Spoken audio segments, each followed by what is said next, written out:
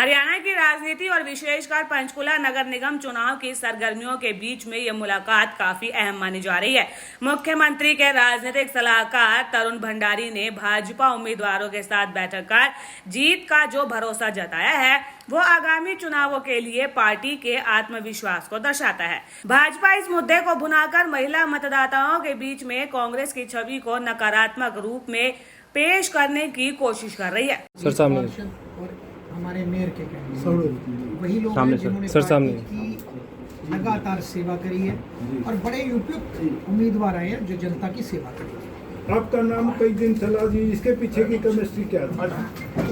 Party Bharatiya Janata party तो हर कार्यकर्ता के बारे में डिस्कस करती है। मैं भारतीय जनता पार्टी का सबसे छोटा कार्यकर्ता हूँ। मेरी जिम्मेवारी बूथ पे लगाए, मैं बूथ पे काम करने के लिए तैयार हूँ। अगर किसी दूसरे राज्य में लगाए वहाँ काम करने को तैयार हूँ। अगर पार्षद लड़वाए मैं पार्षद लड़ने को तैयार हूँ। कोई प्रश्न नहीं सर सामने सिपाही के लिए कोई प्रश्न नहीं होता, जहाँ भी भेजा जाता है वहाँ जाता है। और हमारे मेयर के कैंडिडेट श्यामलाल बांसल जी बहुत अच्छे उम्मीदवार हैं क्योंकि इनको अनुभव भी है। इनको किसी सहानुभूति का लाभ भी मिल रहा है?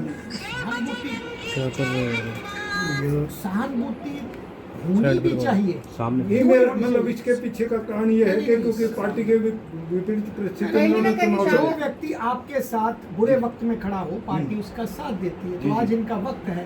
आज ये मेयर का चुनाव मुझे लगता है कि इतिहास बनेगा। पंचकूला में इतने मतों से जीतेंगे कि कांग्रेस का सुपड़ा साफ हो। कुल मिला के क्या रिजल्ट आएंगे सर? मुझे ये लग रहा है कि भारतीय जनता पार्टी के सामने कांग्रेस के जितने अभी तो पूरे नहीं हुए 21 उनको ढूंढ रहे हैं इधर उधर। अगर 21 आ भी गए तो मुझे लगता है पूरे 21 चुनाव लड़ने यही बहुत बड़ी बात है।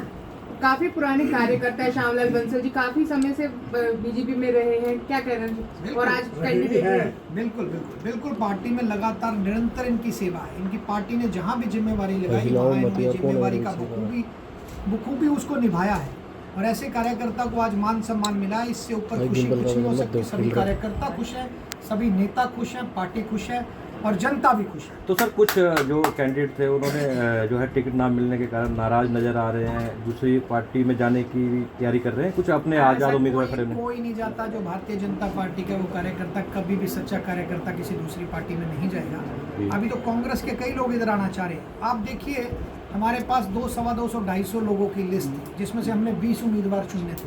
उनके पास तो 20 उम्मीदवार ही नहीं थे। आज कांग्रेस का ये हाल हो गया, जैसे बसपा वेट नहीं करती थी पहले कि दूसरे की लिस्ट आए तो हम उसमें से पार्षद ढूंढ पाएंगे। कांग्रेस की आज पंचकूला में ये स्थिति है और चुनाव का आपको रिजल्ट 13 तारीख को मिल जाएगा कितने बड़े मार्जिन से भारतीय जनता पार्टी की जीत। तो सभी कैंडिडेट टक्कर देंगे पूरी? टक्कर कुछ भी नहीं है। हमारे उम्मीदवार बहुत आगे जाएंगे और 21 की 21 जगह कमल खिलेगा। तो कहीं ना कहीं मानते हैं कि कोई यहाँ पे टक्कर नहीं है कांग्रेस के साथ। मेरे को तो नाम भी नहीं पता कैसे कैसे उम्मीदवार उन्होंने दिया, अभी भी ढूंढ रहे हैं। हम जिसको हमारे यहाँ टिकट नहीं मिले उनको फोन कर रहे हैं कि आप टिकट हमारी ले लो, लोग मना कर रहे हैं नहीं हमने आपकी टिकट। महिला, अगर ये महिला के मुद्दे पे चुनाव लड़ना चाहे मेरा खुला चैलेंज है। ये मैंने पहले भी एक बार विधानसभा चुनाव से पहले कहा था कि अगर ये भ्रष्टाचार के मुद्दे पे, ये भ्रष्टाचार की बीजेपी की बात करते थे, मैं कहता था भ्रष्टाचार के मुद्दे पे चुनाव लड़ ले, इनका सुपड़ा साफ होगा। अगर ये महिलाओं के मुद्दे पे चुनाव लड़ना चाहे तो भारतीय जनता पार्टी तैयार है। 5 दिन पहले हमारे प्रधानमंत्री नरेंद्र मोदी जी, जिन्होंने महिलाओं को, हमारी बेटियों बहनों को 33% आरक्षण लोकसभा और राज्यसभा में देने की वकालत करी और एक बिल लेके आए जो कि हमारी बहनों का सपना था, उसके खिलाफ ये कांग्रेस वोट डाल के गई है और उसकी जीत की खुशी इन्होंने बाहर मनाई है। महिलाओं का सम्मान करने वाली पार्टी है। चुनाव में देखने को मिलेगा। बिल्कुल महिलाएं भी जानती है, हमारी बहनें जानती है कि किसने हमारे साथ छल किया। आज एक महिला उम्मीदवार, क्योंकि कोई और उम्मीदवार नहीं मिल रहा था तो महिला उम्मीदवार दे दी। इससे कुछ नहीं होना।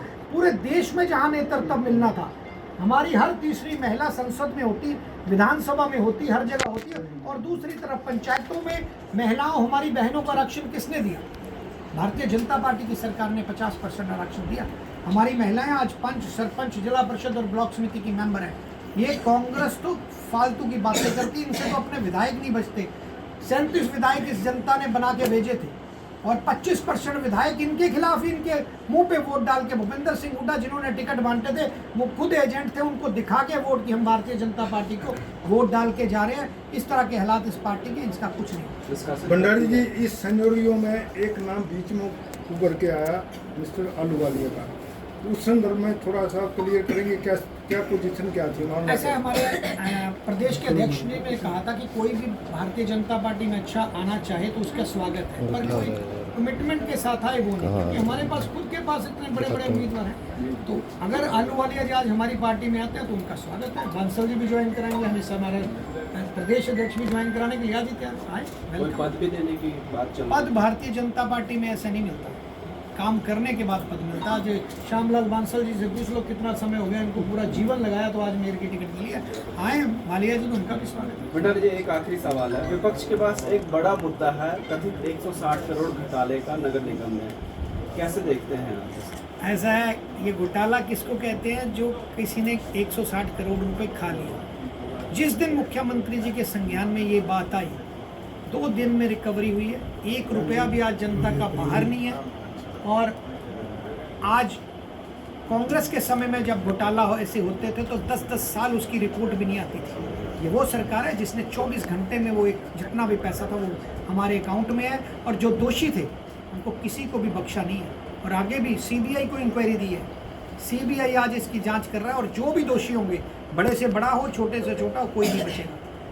भारतीय जनता पार्टी की सरकार में जनहित के फैसले होंगे और कोई फैसला नहीं। भंडारी जी, एक सवाल बंसल साहब से है। कुछ लोगों ने ये प्रचारित किया कि खाते बंसल साहब के भी सीज हो गए थे, ऐसा कुछ था जी? मैं बताता हूं, कौन से खाते?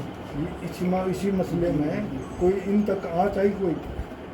श्यामलाल बांसल जी वो समाज सेविक आदमी है। अगर आप यहाँ 154 या 254 संस्थाएं हैं, उन सब संस्थाओं में इनका सहयोग रहता है। परमात्मा को मानने वाले व्यक्ति हैं।